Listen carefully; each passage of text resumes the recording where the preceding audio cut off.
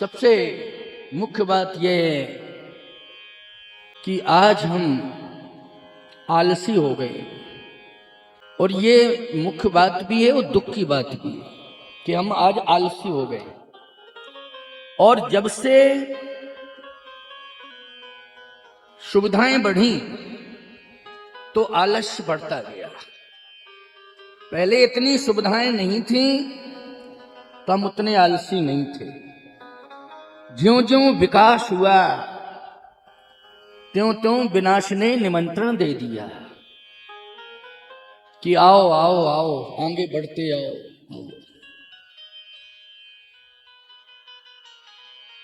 आज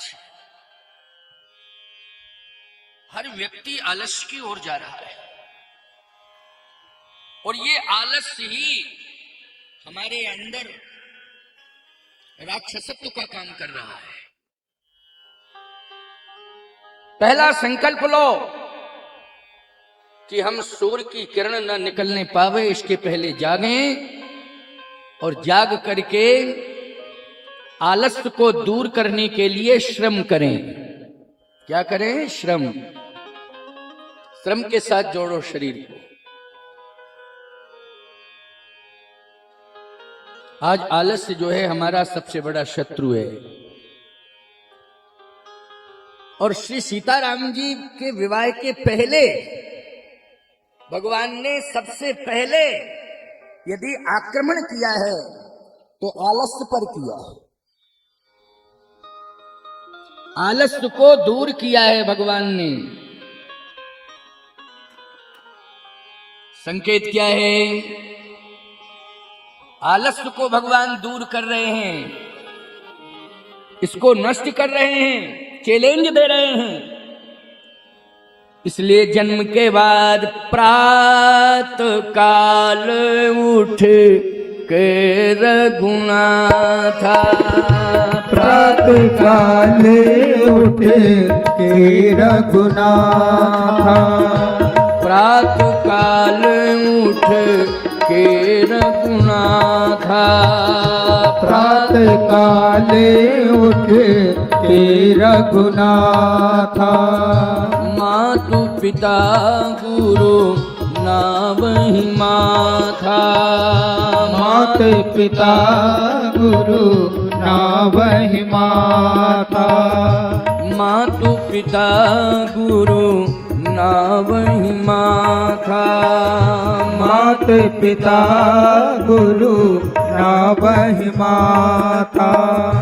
आयस मांग करहि पुर कार्या, आयस मांग करहि पुर कार्या, आयस मांग करहि पुर कार्या, आयस मांग करहि पुर कार्या। देख चरित हर्षय मन राजा, देख चरित हर्षय मन राजा, देख चरित हर्षय मन राजा, देख चरित हर्षय मन राजा। आयस मांग करहि पुर कार्या, आयुष मांग करहि पुर काजा। आज्ञा लेकर के कार्य क्षेत्र में प्रवेश कर रहे हैं। अच्छा बोलो, कार्य का संबंध श्रम से है कि नहीं? श्रम से है। आप माताओं झाड़ू लगा रही हो तो श्रम हो रहा है, रसोई बना रही हो तो श्रम हो रहा है। आप सभी अपने माँ बाप की आज्ञा से जो आदेश मिला है उस कार्य को संपन्न कर रहे हैं तो श्रम हो रहा है। भगवान ने अपनी बाल लीला में, क्योंकि कल भगवान का जन्म हुआ इसलिए जन्म के बाद लीला 2 मिनट की बात सुना दूं फिर आगे बढ़ूं। जन्म लीला, विवाह लीला, लेकिन बीच में बाल लीला। 3 बजे के बाद ब्रह्म वेला का आरंभ होता है। इसलिए ब्रह्म मुहूर्त में जागने की कोशिश करो। यदि बहुत ज्यादा तुम व्यस्त हो या फिर तुम अस्वस्थ हो या फिर बहुत ही ज्यादा नींद के प्रेमी हो तो 6 बजे के पहले पहले बिस्तर छोड़ दो, हर हालत में छोड़ दो। 3 से 6 के बीच में ही आपको जागना है, क्योंकि ये 3 घंटे की ब्रह्म बेला है। 24 घंटे होते हैं ना, 8 पहर होते हैं, एक पहर 3 घंटे का होता है, तो 8 दिया 24। इसलिए ये 3 घंटे आपको मिले हैं ब्रह्म वेला के, प्रातः 3 बजे से लेकर के 6 बजे तक। 6 बजे के पहले पहले बिस्तर छोड़ देना है, आलस्य त्याग। भगवान राम तो राम ही हैं, 3 बजे जाग जाते थे। अच्छा आपको सही बतावे, महाराज दशरथ और माता कौशल्या, माता कैकेयी, माता सुमित्रा, ये भी तो ब्रह्म वेला में ही जागते हैं। इनका भी समय पछले पहर भूप नित जागा, पछले पहर भूप नित जागा, ये ब्रह्म मुहूर्त में जागते हैं। तुम लोगों को भी चाहिए, जो माँ बाप बन गए हैं, बच्चों के पहले जागो।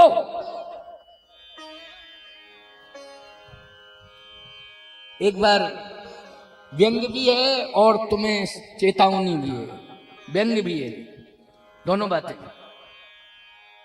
मैंने एक बच्चे से कहा कि सुबह जाग के माता पिता को प्रणाम किया करो, मेरी सेवा में था वो।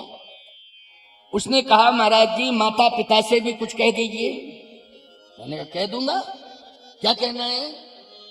आप मुझसे कह रहे हैं कि जाग के माता पिता को प्रणाम किया करो ब्रह्म मुहूर्त में, लेकिन माता पिता से ये कह दो कि सुबह जाग के मेरे कमरे में प्रणाम करवाया जाया करे। प्रणाम करने में मुझे कोई दिक्कत नहीं, मेरे कमरे में आकर के रोज आए प्रणाम करवाए, हम प्रणाम कर लेंगे। मैंने कहा ये बात तुझे कहनी नहीं चाहिए, 2 कदम चल ले, 4 कदम चल ले, 10 कदम चल ले, क्या दिक्कत की बात है? महाराज जी क्या चल ले, जब माँ बाप सवेरे जागे तब ना प्रणाम करें, उनके पास जाके। जब वो जागते ही नहीं है सुबह ब्रह्म मुहूर्त में, तो हम क्या जाएं और क्या प्रणाम करें? इसका मतलब यह है कि शर्म आनी चाहिए। बच्चे अगर थोड़ा सोच समझ वाले हो गए हैं तो ध्यान रखो, मर्यादा का पालन करो और सुबह दोनों जाग जाओ जल्दी ब्रह्म मुहूर्त में, बच्चों के पहले जाग जाओ। और याद रखना, जैसे पुजारी जाता है तो मंदिर के अंदर उसे भगवान का दर्शन होता है, बालक आपका कमरे से बाहर निकले, आंगन में माता पिता का दर्शन होना चाहिए, उसे आंगन में माता पिता का दर्शन मिलना चाहिए, तब तो मर्यादा सुरक्षित रहेगी। इसलिए भगवान ने इस धरित्री पर अपनी लीला की और लीला के माध्यम से आलस्य को दूर किया। अब जब भगवान ने आगे और बड़ी लीला की विस्तार किया तो आपको एक बात बतावें, रामा अवतार में भगवान ने सबसे पहले राक्षसी को मारा, उसका नाम है ताड़का। ये ताड़का करती क्या है? पड़ी रहती है, सोती रहती है, जब भूख लगती है तो जाग लेती है, फिर खा लेती है, फिर सो जाती है। ये ताड़का का काम है, कुछ नहीं करती है, बस पड़ी रहती है, सोती रहती है, भूख लगती है तो जागती है, फिर खा के सो जाती है। अगर इतना आलस, बहन बेटियों अन्यथा मत लेना, अगर इतना आलस तुम्हारे अंदर है तो नाम तुम्हारा कुछ भी हो, लेकिन तुम रामायण के अनुसार ताड़का हो, नाम कुछ भी हो तुम्हारा। इसलिए परिवर्तन करो, ब्रह्म मुहूर्त में जागने की कोशिश करो। जो ब्रह्म मुहूर्त में सोता है वही राम का शत्रु है, वही ब्रह्म का शत्रु है, याद रखना। जो ब्रह्म मुहूर्त में सोता है, लेकिन बिना किसी कारण का, परिस्थिति यदि है तो मैं ये बात नहीं कहूंगा, समझ लेना इस बात को। यदि कोई व्यक्ति अस्वस्थ है और वो पलंग पर लेटा है और हम पहुंच गए हैं तो ईमानदारी से बताओ, वो लेटे लेटे ही प्रणाम कर सकता है? बोलो भाई, उसको दोष नहीं लगेगा क्योंकि असमर्थ है। वो लेटे लेटे ही प्रणाम कर लेगा क्योंकि वो असमर्थ है। हम खड़े रहेंगे उसके सामने, वो लेटा रहेगा और लेटे लेटे ही प्रणाम करेगा क्योंकि असमर्थ है। इसलिए अपराध क्षम्य है। असमर्थ है इसलिए अपराध क्षम्य है। लेकिन ज्यादा खा गया हो और उठ नहीं पा रहा हो और लेटे लेटे प्रणाम करे तो बोलो राक्षस है कि नहीं?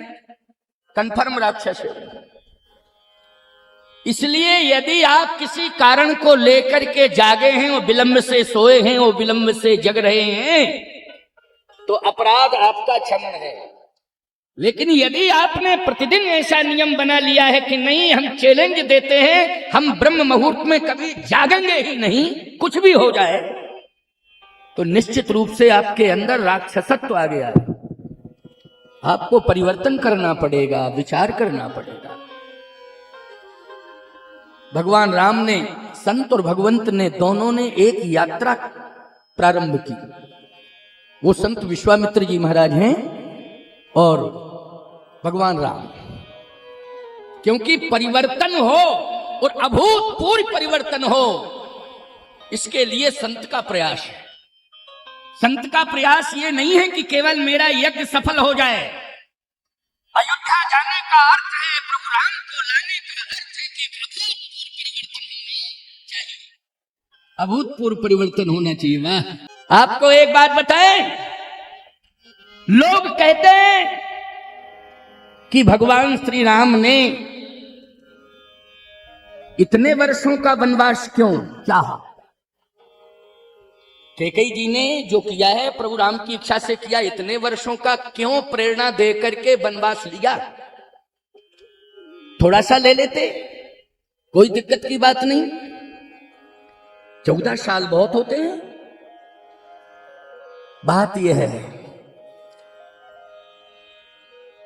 राजा के यहां भगवान का अवतरण हुआ, राजकुमार बन गए, सारा राज्य, प्रासाद, वैभव, सबका उत्तराधिकारिता प्राप्त हो गया प्रभु राम को। क्योंकि बड़े हुए हैं ना राजकुमारों में, भाइयों में बड़े हैं, तो बोलो उत्तराधिकारी कौन घोषित हो गए? भगवान हो गए। वो तो निश्चित है कि राजा के यहाँ जो बड़ा बेटा होगा वो अपने आप, अभी भले ही घोषणा न की हो, लेकिन बन गया कि नहीं, सबकी मन मानसिकता में आ गया कि ये उत्तराधिकारी है। सारा वैभव, राजकुमार, कौशल्या नंदन, दशरथ नंदन, यह कहकर के लोग पुकारने लगे। भगवान ने कहा कि राजा के यहाँ प्रोटोकॉल, राजा के लिए प्रोटोकॉल और राजकुमारों के लिए भी प्रोटोकॉल और राजा के पूरे खानदान के लिए प्रोटोकॉल। बोलो भाई, कोई नेता शपथ दिल्ली में लेता है, लेकिन जहां उसका परिवार होता है पुलिस वहां तुरंत पहुंच जाती है सुरक्षा में। बोलो कोई अपहरण ना कर ले जावे, कोई घटना ना घटा दे, लेने के देने पड़ जाएंगे। तुरंत सुरक्षा की दृष्टि से पुलिस उसके घर के पास पहुंच जाती है, चारों तरफ घर घेर लेती है। प्रोटोकॉल। फिर उससे मिलना तो मुश्किल है, उसके परिवार खानदान से मिलना भी मुश्किल है। भगवान ने कहा ये गड़बड़ है, मेरे लिए गड़बड़ है, इसलिए गड़बड़ है क्योंकि हमारे भक्त हमसे मिलना चाहेंगे और सबसे प्यारे लाडले प्यारे हमारे संत हैं, वो हमसे मिलना चाहेंगे, लेकिन ये प्रोटोकॉल ठीक से मिलने नहीं देगा अयोध्या में।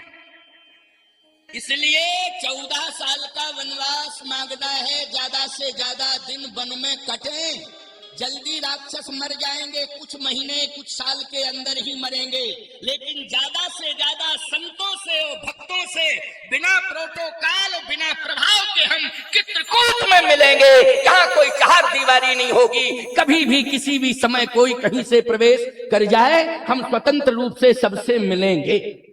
बोलो ये सोच किसकी है? प्रभु राम की सोच। बोलो है कि नहीं? इसलिए सावधानी से सुनो मेरी बात को।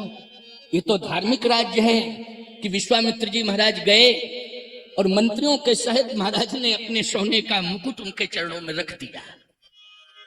इसका मतलब समर्पण है। और जिस सिंहासन पर बैठते थे उस सिंहासन पर बिठा दिया। कर दंडवत मुनहि सन्मानि, कर दंडवत मुनहि सन्मानी, और निज आसन बैठा रहिया। निज आसन, सिंहासन पर छोड़ दिया सिंहासन। अच्छा बोलो, ये नराभिमानता है कि नहीं? सिंहासन पर बिठा दिया। आजकल का नेता कहता है थोड़ा सा पद मिल जाता है, महात्मा जी आए हैं उनसे कह दो थोड़ा बैठे इंतजार करें, अभी हम अपने विभाग के कार्यों में व्यस्त हैं। विभाग के कार्यों में व्यस्त हैं कि भाग खराब करने में व्यस्त हो? विभाग नहीं, भाग ही खराब करने में लगे हो अपने, इतने व्यस्त हो? नहीं नहीं नहीं, संतों को प्राथमिकता दो। यदि पहुंच जाए तो अपने भाग्य की सराहना करो। संत कोई अपना निजी काम लेके नहीं जाता है, निजी कार्य से नहीं जाता है। संत जब भी जाएगा तो कोई धार्मिक कार्यक्रम हो रहा होगा तभी सूचना देने जाएगा, या उसका कोई प्रतिनिधि जाएगा। उस निमंत्रण को ही समझ लेना चाहिए कि यही महापुरुष की पत्रिका आ गई है, तो ये महापुरुष का आशीर्वाद आ गया है, उसे माथे से लगाना चाहिए और उपस्थिति दर्ज कराना चाहिए बिना किसी प्रोटोकॉल। और यदि नहीं कर रहे हो तो याद रखना ये देश के लिए अच्छा नहीं है और व्यक्तिगत नेतृत्व देने वाले के लिए भी अच्छा नहीं है। मैं किसी का नाम नहीं लेता हूं, ना किसी पार्टी का नाम लेता हूं, ना व्यक्तिगत किसी का नाम लेता हूं, लेकिन चेतावनी दे देता हूं। जैसे कबीर बाबा नाम नहीं लेते थे, लेकिन जब लोग पूछते थे महाराज संसार में क्या हो रहा है, लगता है कि कोई अब सत्य रह ही नहीं गया, किसी में सत्य नहीं रह गया, धर्म किसी के जीवन में नहीं रह गया महाराज, हमें तो ऐसा लग रहा है। तो कबीर बाबा किसी का नाम नहीं लेते थे। यही हाल सूरदास जी महाराज का था, यही कबीरदास जी महाराज का हाल था, यही तुलसीदास जी महाराज का हाल था। तो याद रखना, तुरंत ही बोल पड़े कौन कबीर, सब जग अंधा कहीं समझा, सब जग अंधा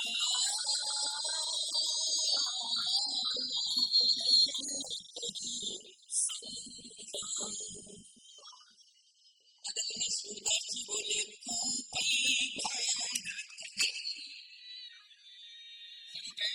अपनी मस्ती में कबीर कह रहे सब अंधे हैं। सूरदास जी बोले कुएं में भांग गिर गई है, उसी का पानी सब पी रहे हैं, इसलिए सब नशे में हो गए। सब नशे में हो गए क्योंकि कुएं में भांग पड़ी है, उसी कुएं का पानी सब पी रहे हैं। अब बताओ भाई किसको होश में लाओ, सभी भीड़ हो। संतों की वाणी अटपटी है।